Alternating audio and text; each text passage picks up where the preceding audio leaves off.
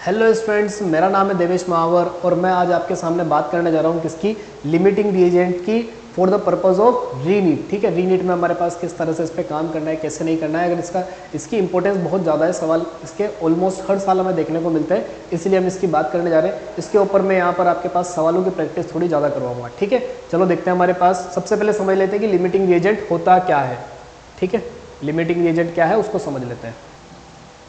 देखिए, limiting reagent को समझने के लिए मान के चलिए मेरे को क्या बनाना है, एक पेन बनाना है। क्या बनाना है, मुझे एक पेन बनाना है। अब पेन बनाने के लिए मेरे को कितने की चीज़ों की रिक्वायरमेंट होगी। मान के चलो कि मेरे पास जो पेन है उसके लिए मुझे क्या चाहिए होगी, एक बॉडी चाहिए होगी।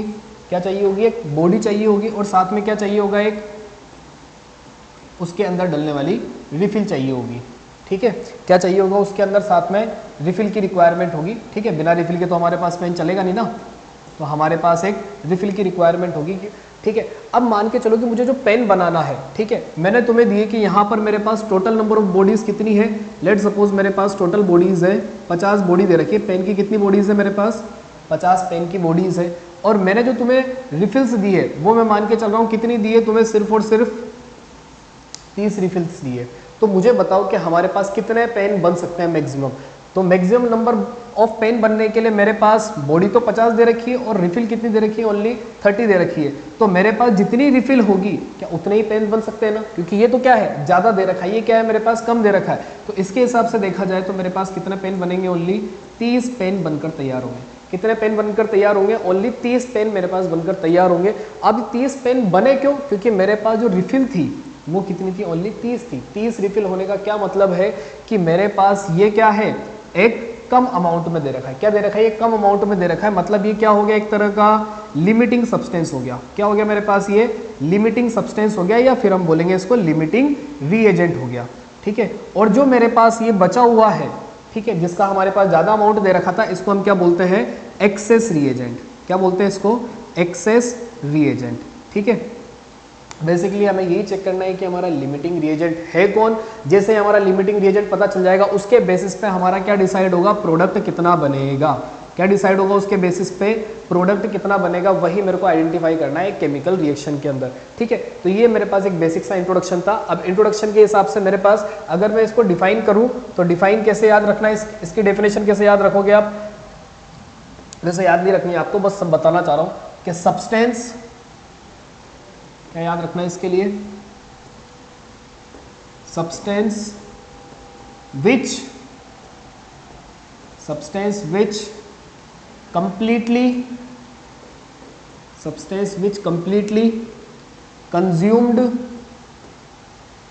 consumed during course of reaction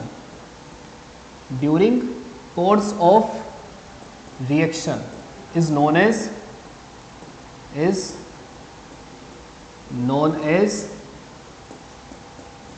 limiting reagent।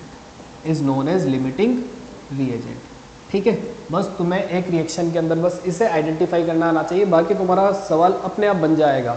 ठीक है, तो आई थिंक तुम्हें समझ में आ गया होगा लिमिटिंग रिएजेंट है क्या। अब मैं आगे बढ़ता हूँ, अपने पास जो सवाल दे रखे हैं उनको हम सोल्व करने का ट्राई करते हैं कि भाई क्या क्या दे रखा है। सबसे पहले जो मैंने सवाल दिया है वो लिमिटिंग रिएजेंट का ना है, वो किसका है सवाल, तुम्हारे पास स्टोइशियोमेट्री का है। स्टोइशियोमेट्री का सवाल दे रखा है। अब इसके अंदर तुम्हें दे क्या रखा है, पहले स्टोइशियोमेट्री का इसलिए लाया हूँ मैं सवाल ताकि स्टोइशियोमेट्री का यूज करते हुए मैं लिमिटिंग रिएजेंट तक पहुंच सकूँ। देखो इसमें क्या दे रखा है, the right option for the mass of CO2 produced by heating of 20 gram of pure limestone. क्या दे रखा है इसमें, मुझे क्या करना है इसमें 20 ग्राम ऑफ 20% प्योर लाइमस्टोन को क्या करना है, मुझे हीट करना है। वैसे रिएक्शन सवाल ने खुद ने दे रखी है। क्या दे रखा है इसमें, कैल्शियम कार्बोनेट को जब हमारे पास हीट किया जाता है 800 केल्विन तो ये किस में कन्वर्ट हो जाएगा, कैल्शियम ऑक्साइड और CO2 में कन्वर्ट हो रहा है। किस में कन्वर्ट हो रहा है ये, कैल्शियम ऑक्साइड और CO2 में। और किसके बारे में पूछना चाह रहा है मेरे से कि CO2 कितना प्रोड्यूस होगा। सबसे पहले तो मेरे को ये बताओ कि हमारा लाइमस्टोन कितना दे रखा है, 20 ग्राम। कितना दे रखा है लाइमस्टोन, 20 ग्राम दे रखा है। लेकिन दिक्कत क्या है, ये कितना परसेंट प्योर है, ओनली 20% प्योर है। अगर 20% प्योर है तो मुझे बताओ क्या पूरा 20 ग्राम यूज हो सकता है क्या मेरे पास? नहीं होगा। यूज कितना होगा? सिर्फ और सिर्फ 20% यूज होगा। अगर 20% यूज होगा तो उसके हिसाब से मुझे इसका क्या निकालना पड़ेगा? पहले मास निकालना पड़ेगा। तो अगर मैं यहाँ से इसका मास निकालूं 20% तो ये कितना आ जाएगा मेरे पास? ये निकल कर आ जाएगा 4 ग्राम। कितना आ जाएगा मेरे पास? ये 4 ग्राम। अब तुम्हारे पास मास आ गया तो मोल अगर निकालना चाहते हो, मोल कितना होगा इसका? Given mass upon calcium carbonate का मोलर मास कितना होता है हमारे पास? 100। ठीक है, इसको सोल्व करके मैंने मोल निकाल लिया कितना? 0.04।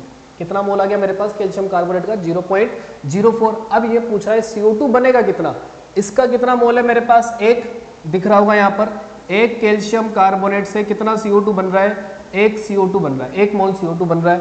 तो मेरे पास 0.04 मोल कैल्शियम कार्बोनेट से 0.04 मोल कैल्शियम कार्बोनेट से कितना बनेगा? ये 0.04 मोल CO2। कितना बनेगा? 0.04 मोल CO2। अब इसका मास निकालना है। मास निकालना है तो मास कैसे निकालना जाता है हमारे पास? Mass will be mole into molar mass. क्या हो जाएगा? Mass will be mole into molar mass. अब इसको अगर सिंप्लीफाई करोगे तुम्हारे पास ये आ जाएगा 4 4 16 मतलब 1.76 ग्राम। कितना मास आएगा मेरे पास? 1.76 ग्राम। तो कौन सा ऑप्शन है इसमें? Option number C. समझ में आया कितना बेसिक सवाल है? जब भी सवाल आए मोल से मोल को रिलेट करो, बाकी उसके बाद वॉल्यूम पूछे, मास पूछे, जो पूछे उसको तुम इजीली निकाल सकते हो। ठीक है, नेक्स्ट सवाल देखते हैं। नेक्स्ट सवाल क्या बोल रहा है हमसे? नेक्स्ट सवाल हमारे पास कंप्लीटली बेस्ड है किसके ऊपर? लिमिटिंग रिएजेंट के ऊपर। ठीक है, सवाल पढ़ते हैं। देखो क्या लिखा हुआ है इसमें, how many moles of lead chloride. किसकी बात कर रहा है हमारे पास?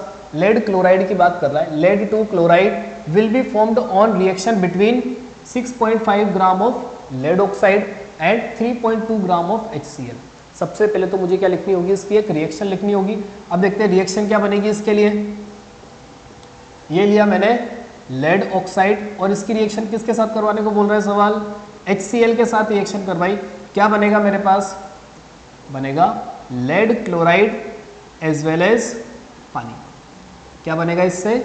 लेड क्लोराइड और पानी बनेगा। अब रिएक्शन, जब भी तुम्हारे पास लिमिटिंग रिएजेंट का सवाल आए या स्टोइशियोमेट्री का सवाल आए तो पहला स्टेप होता है तुम्हारे पास रिएक्शन को बैलेंस करना है। देखो क्या तुम्हारे पास रिएक्शन बैलेंस हो गई। अब जैसे रिएक्शन बैलेंस हो गई उसके बाद मुझे क्या आइडिया लगाना है कि मेरा लिमिटिंग रिएजेंट है कौन। उसके लिए क्या कर रखा है? लेड ऑक्साइड का मास भी दे रखा है और HCl का मास भी दे रखा है। ठीक है, तो पहले मैं क्या निकाल लेता हूँ? इनके मोल निकाल लेता हूँ। क्या निकालना मुझे? मोल। तो मोल ऑफ किसके निकालना है? Lead oxide. लेड ऑक्साइड का गिवन मास कितना है? 6.5। ठीक है, मोलर मास निकालना है। लेड का मोलर मास कितना होता है हमारे पास? 207। 207 प्लस 16, 207 प्लस 16। अब इसको सोल्व करना है हमारे पास, तो ये कितना हो जाएगा? 6.5 अपॉन 6 7 13, और ये हो जाएगा तुम्हारे पास 223। कितना हो जाएगा? 223। इसका जब अप्रोक्सीमेट कैलकुलेशन करोगे तो ये आएगा तुम्हारे पास 0.029। कितना आएगा? 0.029। इसका मतलब मेरे को इसका मोल मिल गया। क्या मिल गया मुझे? इसका मोल मिल गया। ठीक है, याद रखिएगा ये मोल कितना आ गया इसका मेरे पास? मोल विल बी 0.029। सिमिलरली मेरे को HCl का मोल निकालना है। बताओ HCl का मास कितना दे रखा है? ठीक है, मोल्स ऑफ HCl निकालना है तो गिवन मास कितना दे रखा है इसका? 3.2 ग्राम। 3.2 ग्राम। मोलर मास कितना होता है HCl का? दैट इज 36.5 ग्राम। कितना होता है इसका मोलर मास? 36.5। क्लोरीन का होता है हमारे पास 35.5 और हाइड्रोजन का 1, उसको टोटल कर दिया तो कितना आ गया हमारे पास? 36.5।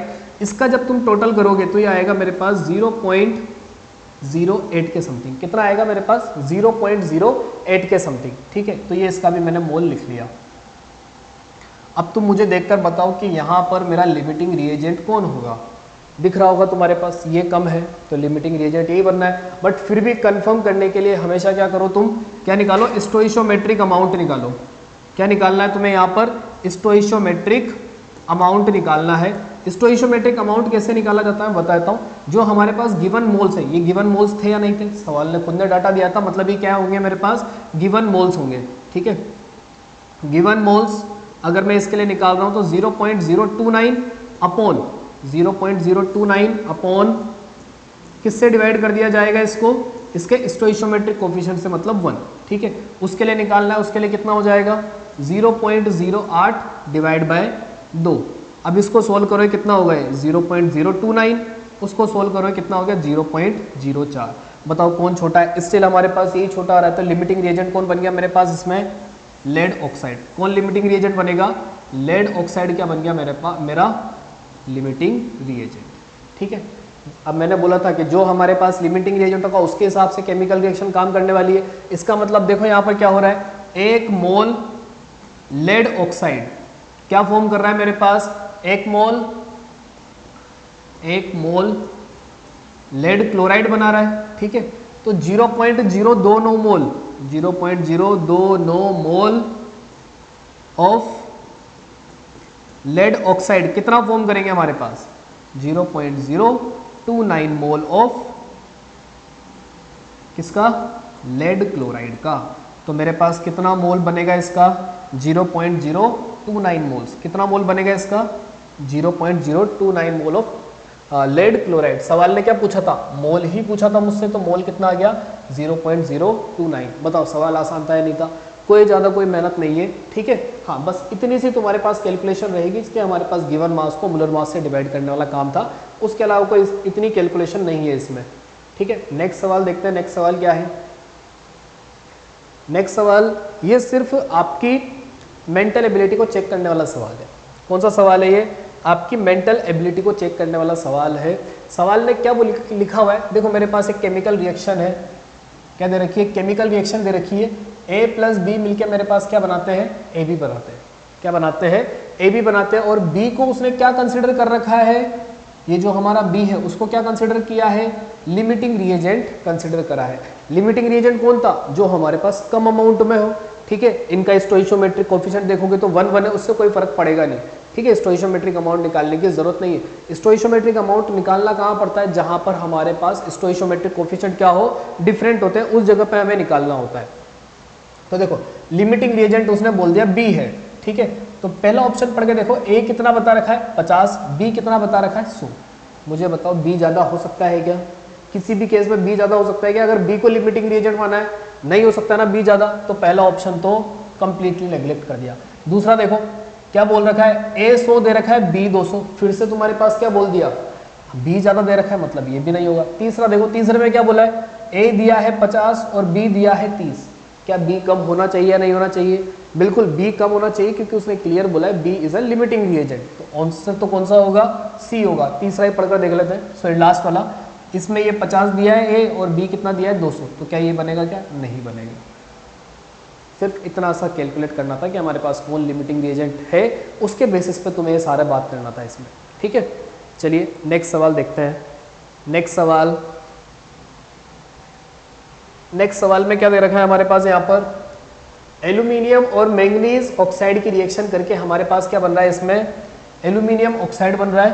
क्या बन रहा है, एल्यूमिनियम ऑक्साइड बन रहा है और साथ में मैंगनीज बन रहा है। मैं यहाँ पर रिएक्शन को दोबारा लिख देता हूँ अच्छे से, 2 aluminium plus manganese oxide will give An2O3 और मैंगनीज, ठीक है, ऐसा लिखा हुआ है, ठीक है। मैंने पहले बोला तुम्हारे पास जब भी कुछ भी दिखे तो पहली स्टेप में क्या करना है, हमें रिएक्शन को बैलेंस करना है। क्या करना है, रिएक्शन को बैलेंस करना है। रिएक्शन बैलेंस है या नहीं है कंफर्म कर लेते हैं। इधर 2 एल्यूमिनियम, इधर भी 2, इधर 3 मैंगनीज, उधर 1 लिखा हुआ है, शायद मे भी मिसप्रिंट हो गया वहाँ पर, ठीक है। कितने एल्यूमिनियम हो गए मेरे पास, अब यहाँ पर 3 एल्यूमिनियम हो चुके हैं। ऑक्सीजन इधर भी 3, इधर भी 3, रिएक्शन बैलेंस हो गई। अब यहाँ पर पूछना क्या चाहता है ये, which of the following is incorrect, यानी कि ये कुछ ऑप्शंस दे रखे हैं, इनसे रिलेटेड इनकरेक्ट हमें बात करनी है। देखो एल्यूमिनियम का मास कितना दिया है सवाल ने, 108। एल्यूमिनियम का मास कितना दिया है सवाल ने, 108। अब मेरे को क्या निकालना पड़ेगा, मोल निकालना पड़ेगा। मोल का तरीका पता ही है तुम्हें, given mass that is 108। Molar mass कितना होता है एल्यूमिनियम का, बचपन से सुनते हुए एल्यूमिनियम का मोलर मास 27, ठीक है। मैंगनीज ऑक्साइड का मास कितना बता रखा है, 213। कितना बता रखा है इसका मास, 213। इसका मोलर मास, मैंगनीज का मोलर मास कितना है हमारे पास, 55। मैंगनीज का मोलर मास है 55 और ऑक्सीजन का कितना होता है, 16, ठीक है। पहले मैं इसको कैलकुलेट कर लेता हूँ। ये कितनी बार कट होगा तुम्हारे पास, 4 बार। कितनी बार कट हो गए, 4 बार। मतलब एल्यूमिनियम के कितने मोल आ गए मेरे पास, 4 आ गए। अब इसको अगर टोटल करोगे तो ये कितना हो जाएगा 71, ठीक है, ये आ गया तुम्हारा 213/71। अब 213/71 करोगे तो 7 3 21, मतलब ये इससे कितनी बार कटेगा तुम्हारे पास 3 बार। कितना आ गया ये 3 आ गया। अब मैंने अभी बताया था लिमिटिंग रिएजेंट आइडेंटिफाई करने का तरीका क्या है, स्टोइशियोमेट्रिक अमाउंट निकालना। क्या निकालना है मुझे, स्टोइशियोमेट्रिक अमाउंट निकालना है। वो कैसे निकालेंगे, गिवन मोल अपॉन स्टोइशियोमेट्रिक कोफिशिएंट, इधर निकालना है, इधर भी गिवन मोल कितना और इसका स्टोइशियोमेट्रिक कोफिशिएंट। इसको सोल्व करा 2 आ रहा है, इसको सोल्व करा 1 आ रहा है। बताओ दोनों में से कौन छोटा है, कौन छोटा है, मेरे पास 1 छोटा है, तो ये क्या बन गया मेरा, ये क्या बन जाएगा मेरा लिमिटिंग रिएजेंट। क्या बन गया मेरा ये लिमिटिंग रिएजेंट, ठीक है। अब इसके हिसाब से बात करनी है। ऑप्शन देख लेते हैं कि हमें मास वगैरह पूछा है क्या। सबसे पहले एल्यूमिनियम प्रेजेंट इन एक्सेस, अगर ये हमारा मैंगनीज ऑक्साइड अगर लिमिटिंग रिएजेंट है तो ये तो क्या होगा मेरा एक्सेस रिएजेंट होगा, नहीं होगा, इसका मतलब ये बात तो सही है, ठीक है। Next manganese oxide is present as limiting reagent, वही हमने निकाल लिया, मतलब ये बात भी सही है। 54 gram of aluminium is required, क्या ये बात सही है क्या। देखो 54 ग्राम एल्यूमिनियम कैसे, मुझे बताओ कितना एल्यूमिनियम लग रहा है मेरे पास इस रिएक्शन के लिए, कितना एल्यूमिनियम लग रहा है, ओनली 2 एल्यूमिनियम लग रहा है। कितना एल्यूमिनियम लग रहा है मेरे को, 2 एल्यूमिनियम लग रहा है। एक एल्यूमिनियम का मास कितना था 27, 2 एल्यूमिनियम का मास कितना हो जाएगा, 2 एल्यूमिनियम का मास निकालो कितना हो जाएगा 54। इसका मतलब ये बात भी क्या है मेरे लिए सही है। लास्ट में देखा 159 gram of manganese oxide is required, क्या 159 था क्या, नहीं, कितना रिक्वायर्ड है मेरे पास 213 ग्राम रिक्वायर्ड है, क्योंकि लिमिटिंग रिएजेंट तो वही है ना, तो बात भी उसी के हिसाब से होगी। और कितना रिक्वायर्ड है मेरे पास, मिनिमम 213 रिक्वायर्ड है। इसका मतलब कौन गलत है मेरा, ऑप्शन डी गलत है। सवाल नहीं पूछा था ना इनकरेक्ट, तो इनकरेक्ट कौन सा होगा इसमें, मैंगनीज ऑक्साइड, ठीक है। ये ध्यान रखना जब भी सवाल सोल्व करो तो उसमें ये पढ़ लेना कि करेक्ट पूछा है या इनकरेक्ट पूछा है, ठीक है, वरना तुम्हारा सवाल गलत हो सकता है। चलो नेक्स्ट तो देखते हैं स्टूडेंट्स, नेक्स्ट सवाल हमसे क्या बोल रहा है क्या नहीं बोल रहा है। How many moles of P4 can be produced by the following reaction, ठीक है। हमारे पास एक रिएक्शन दे रखी है, ये रिएक्शन वैसे देखने में बहुत डरावनी दिख रही है बट डरावनी है नहीं। देखो इसमें है क्या, हमारे पास 3 सब्सटेंस दे रखे हैं, ठीक है, 3 सब्सटेंस दे रखे हैं। 3 सब्सटेंस में से हमें क्या आइडेंटिफाई करना है, इसमें लिमिटिंग रिएजेंट कौन होगा, क्या आइडेंटिफाई करना है इसमें लिमिटिंग रिएजेंट कौन होगा। तो देखो यहाँ पर मेरे पास कैल्शियम फॉस्फेट फ्लोराइड का मोल दे रखा है 0.1, मतलब फर्स्ट का मोल कितना है मेरे पास, फर्स्ट का मोल दे रखा है 0.1, ठीक है। सेकंड का मोल कितना दे रखा है इसका बता रखा है 0.36, ठीक है, इसका बता रखा है 0.36 और कार्बन का बता रखा है यहाँ पर 0.9, कार्बन का कितना बता दिया 0.9।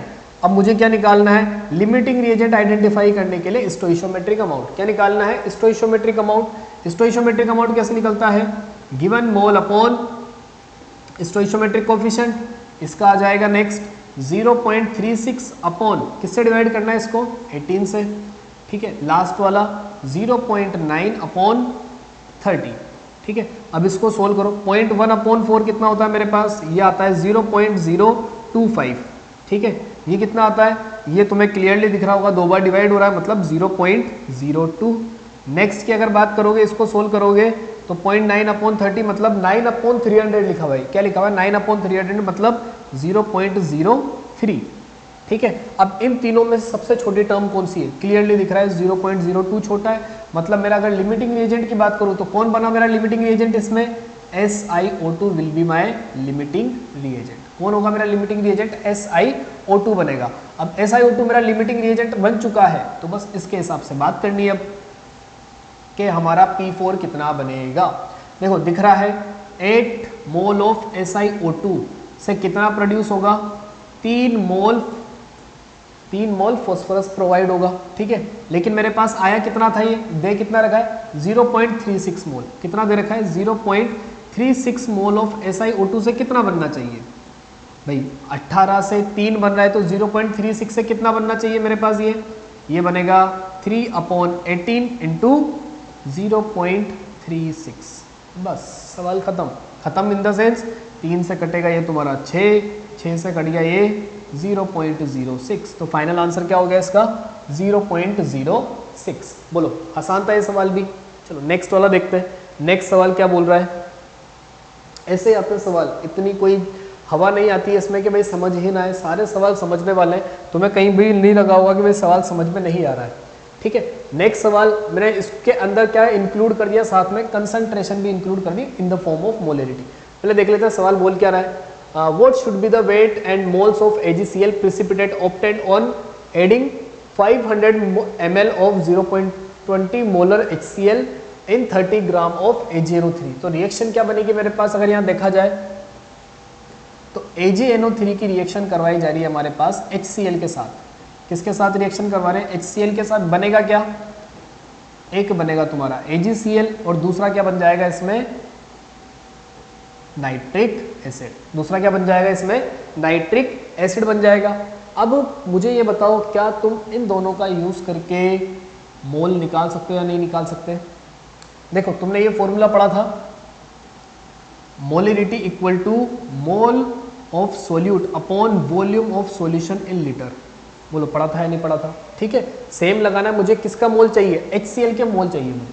किसके मोल चाहिए, HCl के मोल चाहिए। तो मोल निकालने के लिए क्या फॉर्मूला होता था, molarity into volume in litre. बस वही अप्लाई करना है। अगर यहाँ मोल निकालना हो तो मोल कितना बन जाएगा, मोलरिटी कितनी दे रखी है 0.2, वॉल्यूम कितना दे रखा है 500, लेकिन किस में ये ml में दे रखा है, तो लीटर में कितना हो जाएगा 0.5। सिंप्लीफाई करो कितना हो गया, ये सिंप्लीफाई करने पे आ जाएगा 0.1। ठीक है, तो HCl के मोल मुझे मिल गए 0.1। नेक्स्ट हमारे पास AgNO3 का क्या दे रखा है, इसमें मास दे रखा है। AgNO3 का क्या दे रखा है हमारे पास, मास दे रखा है विच इज 30। तो इसका भी मोल निकाल लेते हैं। ठीक है, इसका मोल कितना बनेगा मेरे पास AgNO3 का, mole of AgNO3 given mass कितना है इसमें, गिवन मास है 30 और मोलर मास कितना दे रखा है 170। मोलर मास कितना दे रखा है 170। अब इसको सोल्व कर देख लेते हैं कितना होगा, 0 से 0 गायब, तो ये कटेगा 0.1, कितना बचना चाहिए फिर हमारे पास 0.18 समथिंग। कितना कटेगा हमारे पास 0.18 समथिंग आएगा। ये अप्रोक्सीमेट डाटा बता रहा हूँ क्योंकि हमें एग्जैक्ट डाटा की यहाँ कोई ज़रूरत नहीं है। ठीक है, अब देखो इन दोनों में से लिमिटिंग रिएजेंट आइडेंटिफाई करना है। क्या रिएक्शन बैलेंस है या नहीं है, रिएक्शन बैलेंस है। रिएक्शन बैलेंस है तो स्टोइकोमेट्रिक कोएफिशिएंट से डिवाइड करने की कोई जरूरत नहीं है। तो यहाँ क्लियर दिख गया लिमिटिंग रिएजेंट कौन बन गया मेरा, कौन आ गया लिमिटिंग रिएजेंट HCl। अब HCl मेरा लिमिटिंग रिएजेंट है तो इसके हिसाब से बात करनी है। क्या दिख रहा है, एक HCl से एक AgCl बन रहा है, एक मोल HCl से एक मोल AgCl बन रहा है। ठीक है, तो 0.1 मोल से कितना बनेगा, 0.1 मोल HCl से कितना बनेगा 0.1 मोल AgCl। ठीक है, लेकिन सवाल को क्या चाहिए, मोल चाहिए था और मास भी चाहिए था। अच्छा, इसने ऑप्शन में मोल तो नहीं दे रखे, मोल बाकी कितना आएगा इसका, ये मोल निकल चुका है, मास निकालना है। तो मास निकालने का सिंपल वही तरीका, mole into molar mass, mole into molar mass. Molar mass कितना होगा इसका AgCl का, Ag का मास बता रखा है 108 और ये कितना है हमारे पास, क्लोरीन का कितना होता है 35.5। ठीक है, अब इसको सिंप्लीफाई करोगे तो ये तुम्हारा बनेगा 0.1 इंटू 143.5 और सिंप्लीफाई करा तो मेरे पास आ गया 14.35। कितना आ जाएगा 14.35। तो कौन सा ऑप्शन बनेगा इसमें, पहला ऑप्शन इसके अंदर बनकर तैयार होगा। बोलो यहाँ तक कोई दिक्कत। देखो इसके आगे मैं ज़्यादा सवाल नहीं लाया हूँ। ठीक है, क्योंकि मुझे पता है कि आपको खुद की प्रैक्टिस करनी है, इसीलिए मैं ज़्यादा सवाल नहीं लाया हूँ। बट यहाँ पर जितने भी समझाए होंगे आई थिंक वो आपको समझ में आए होंगे। अगर फिर भी कोई डाउट है तो आप बता सकते हैं। ठीक है, थैंक यू।